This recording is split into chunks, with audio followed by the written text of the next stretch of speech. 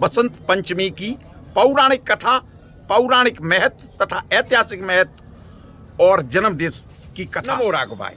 गुरुर् ब्रह्मा गुरुर्विष्णु गुरुर्देवो महेश्वरा, गुरु श्री साक्षात परम ब्रह्म तस्मै श्री गुरुदेव नमो। भगवत प्रेमी भक्तजनों, आज हम प्रभु दर्शन चैनल पर बसंत पंचमी की पौराणिक कथा के बारे में बात करेंगे। बसंत पंचमी के पीछे क्या पौराणिक कथा है, इसका क्या पौराणिक महत्व है, इसका क्या ऐतिहासिक महत्व है और इस दिन किस महान हस्ती का जन्मदिन था, किस महान हस्ती का जन्मदिन इस दिन मनाया जाता है, आज आप इस वीडियो में जानेंगे। आपसे अनुरोध है कि आप अंत तक देखें और जानें बसंत पंचमी की पौराणिक कथा, पौराणिक महत्व, ऐतिहासिक महत्व और किस हस्ती का जन्मदिन है। नमो राघव भाई। बसंत पंचमी या श्री पंचमी हिंदू त्योहार है। इस दिन विद्या की देवी सरस्वती, कामदेव और विष्णु की पूजा की जाती है। यह पूजा विशेष रूप से भारत, बांग्लादेश, नेपाल और कई राष्ट्रों में बड़े उल्लास के साथ मनाई जाती है। इस दिन पीले वस्त्र धारण करते हैं। शास्त्रों में बसंत पंचमी को ऋषि पंचमी के नाम से भी उल्लेखित किया गया है। तो पुराण और शास्त्रों तथा अनेक काव्य ग्रंथों में अलग अलग ढंग से इसका प्राचीन महत्व बताया गया है। प्राचीन भारत और नेपाल में पूरे साल को जिन 6 ऋतुओं में बांटा जाता था, उनमें से बसंत पंचमी को लोगों का सबसे मनचाहा मौसम था। यह फूलों पर बहार आ जाती है। इस मौसम में फूलों पर बहार आ जाती है। खेतों में सरसों के फूल मानो सोना चमकने लगते हैं। जौ और गेहूं की बालियां खिलने लगती हैं। आमों के पेड़ पर मांझर आ जाते हैं। हर तरह का रंग बिरंगा मौसम हो जाता है। तितलियां मड़राने लगती हैं। भर भंवरे भंवराने लगते हैं। बसंत ऋतु का स्वागत करने के लिए माघ महीने के 5वें दिन यह बड़ा उत्सव मनाया जाता है, जिसमें विष्णु और कामदेव की भी पूजा की जाती है। यह बसंत पंचमी का त्योहार कहलाता है। सरस्वती माँ की पूजा तो की ही जाती है। उपनिषदों की कथा के अनुसार सृष्टि के प्रारंभ काल में ब्रह्मा जी ने जीवों को खास तौर पर मनुष्य योनि में रचा था, मनुष्य योनि की रचना की थी। लेकिन अपना सृजन से वे संतुष्ट नहीं थे। उन्हें लगता था कि कुछ कमी रह गई है, जिसके कारण चारों ओर मौन छाया रहता था। हालांकि उपनिषद में तथा पुराणों में ऋषियों को अपना अपना अनुभव है। अगर यह हमारे पवित्र सत ग्रंथों से मेल नहीं खाता है तो मान्यता नहीं इसको मिलती।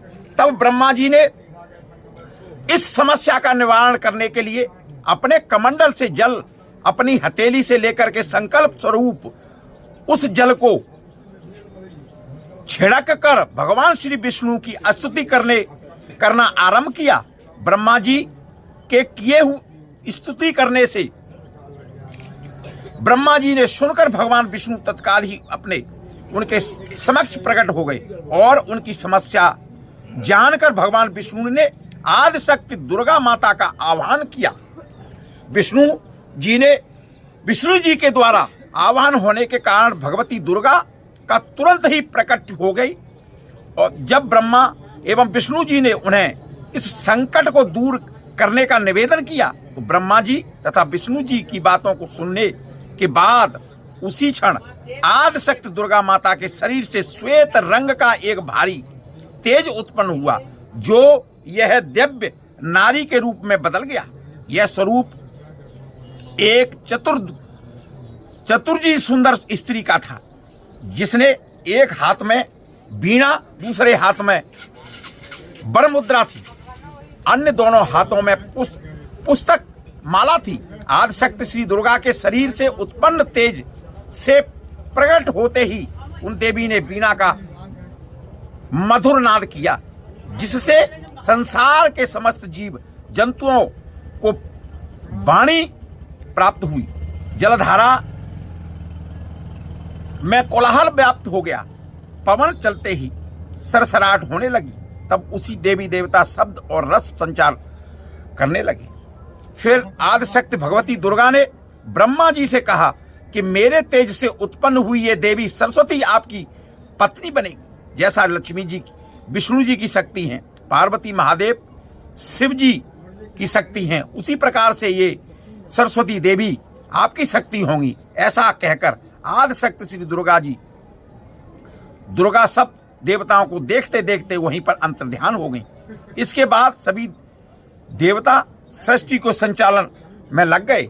सरस्वती को वागीश्वरी, भगवती, शारदा, बीणा बदनी और भागदेवी सहित अनेक नामों से पूजा जाता है, जाना जाता है। ये विद्या और बुद्धि प्रदाता के संगीत की उत्पत्ति करने के कारण यह संगीत की देवी हैं। बसंत पंचमी के दिन को इनके प्रकोत्सव के रूप में भी मनाया जाता है। ऋग्वेद में भगवती सरस्वती का वर्णन करते हुए कहा गया है, प्रणवो देवी सरस्वती बाजे विर्जनीयति धीनाम सरस्वती, अर्थात हे परम चेतना है। ये सब परम चेतना है सरस्वती के रूप से। ये हमारी बुद्धि, प्रज्ञा, मनोवृत्तियों को संरक्षिता है। हम में जो आचार और मेगा है उसका आधार भगवती सरस्वती ही है। इनकी समृद्धि और स्वरूप का वैभव अद्भुत है। पुराणों के अनुसार श्री कृष्ण ने सरस्वती से प्रसन्न होकर उन्हें वरदान दिया था कि बसंत पंचमी के दिन तुम्हारी ही आराधना की जाएगी, और तभी से इस वरदान के फल स्वरूप भारत देश में बसंत पंचमी के दिन विद्या की देवी सरस्वती की पूजा होने लगी, जो कि आज तक जारी है। पतंगबाजी का बसंत में कोई सीधा संबंध नहीं है, किसी प्रमाणित शास्त्रों में लेख नहीं मिलता है, लेकिन पतंग उड़ाने का रिवाज हमारे हजारों साल से चीन से शुरू हुआ था, फिर कोरिया और जापान के रास्ते होते हुए भारत में पहुंचा। बसंत ऋतु आते ही प्रकृति का कण कण खिल उठता है। मानव तो क्या, पशु पक्षी भी उल्लास से भर जाते हैं। हर दिन नई उमंगों के साथ में सूर्योदय होता है और नई चेतना प्रदान करता है। अगले दिन फिर आने का आश्वासन देकर चला जाता है। यूं तो माघ का यह पूरा मास उत्साह देने वाला है, पर बसंत पंचमी माघ शुक्ल का पर्व भारतीय जनजीवन को अनेक तरह के प्रभावित करता है। प्राचीन काल से इसे ज्ञान और कला की देवी मां सरस्वती का जन्म दिवस के रूप में माना जाता है। जो शिक्षाविद भारत और भारती से प्रेम करते हैं वे इस दिन मां शारदे, मां सरस्वती की पूजा कर उनसे और अधिक ज्ञानवान होने की प्रार्थना करते हैं। कलाकारों का तो कहना ही क्या, जो महत्व सैनिक के लिए अपने शास्त्रों को विजयदशमी के दिन पूजने में होता है, जो विद्वानों के लिए अपनी पुस्तकों और व्यास पूर्णिमा का होता है, जो व्यापारियों के लिए अपनी तराजू, बाट, बही खाते और दीपावली का है, वही महत्व कलाकारों के लिए बसंत पंचमी का है। चाहे वे कवि हों या लेखक, गायक हों या वादक, नाटककार हों या नृत्यकार, सब इस दिन प्रारंभ में अपने उपकरणों को पूजते हैं, पूजा करते हैं। पौराणिक महत्व, इसके साथ ही यह पर्व हमें अतीत की अनेक प्रेरक घटनाओं की भी याद दिलाता है। सर्वप्रथम तो यह हमें त्रेता युग से जोड़ता है। रावण द्वारा सीता के हरण के बाद श्री राम जी ने उनकी खोज में दक्षिण की ओर इसी दिन बढ़े थे। इसमें जिन स्थानों पर वे गए उनमें दंडकारण्य भी था। यही सबरी नामक भीलनी रहती थी। जब राम उनकी कुटिया में पधारे तो वह सुध बुध खो बैठी और चख चख कर मीठे बेर राम जी को खिलाने लगी। प्रेम में पगे झूठे बेरों वाली इस घटना को रामकथा में सभी गायकों ने अपने अपने ढंग से प्रस्तुत किया है। दंडकारण्य का वह क्षेत्र इन दिनों गुजरात और मध्य प्रदेश में फैला हुआ है। गुजरात के डांग जिले में स्थान है जहां सबरी मां का आश्रम था। बसंत पंचमी के दिन श्री राम चंद्र जी वहां आए थे। उस क्षेत्र में वनवासी आज भी एक शिला को पूजते हैं जिससे और जिसके बारे में उनकी श्रद्धा है कि श्री राम आकर यहाँ बैठे थे। वहाँ सबरी माता का मंदिर भी बना हुआ है। ऐतिहासिक महत्व। बसंत पंचमी हमें गुरु राम सिंह कूका की भी याद दिलाता है। उनका जन्म 1816 ईस्वी में बसंत पंचमी के दिन लुधियाना में श्रेणी गांव में हुआ था। कुछ समय वे महाराजा रणजीत सिंह की सेना में रहे, फिर घर आकर खेतीबाड़ी में लग गए, पर आध्यात्मिक प्रवृत्ति के कारण उनके प्रवचन सुनने के लिए लोग आने लगे। धीरे धीरे उनके शिष्य का एक अलग पंथ बन गया जो कूका पंथ कहलाया।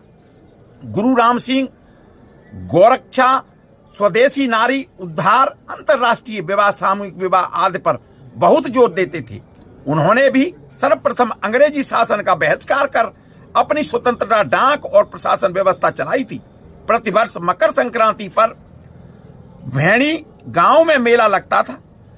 1872 में मेले में आते समय उनके एक शिष्य को अंग्रेज ने घेर लिया और सुनकर गुरु राम सिंह के शिष्य भड़क गए और उन्होंने उस गांव पर हमला बोल दिया।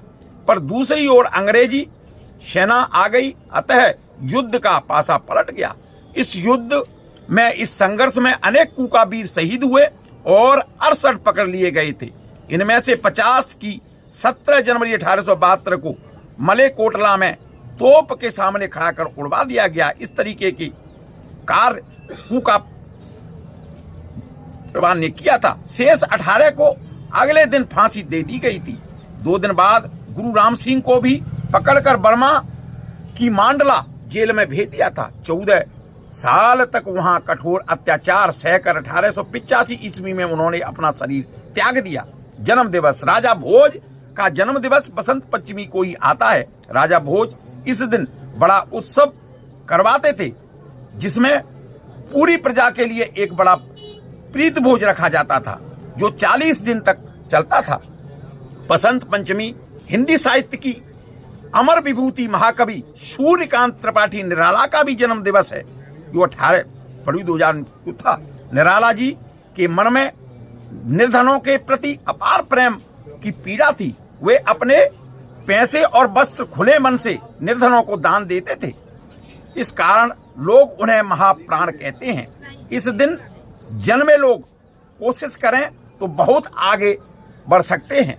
बोलो सरस्वती मैया की जय, वो विष्णु भगवान की जय, बोलो सरस्वती मैया की जय।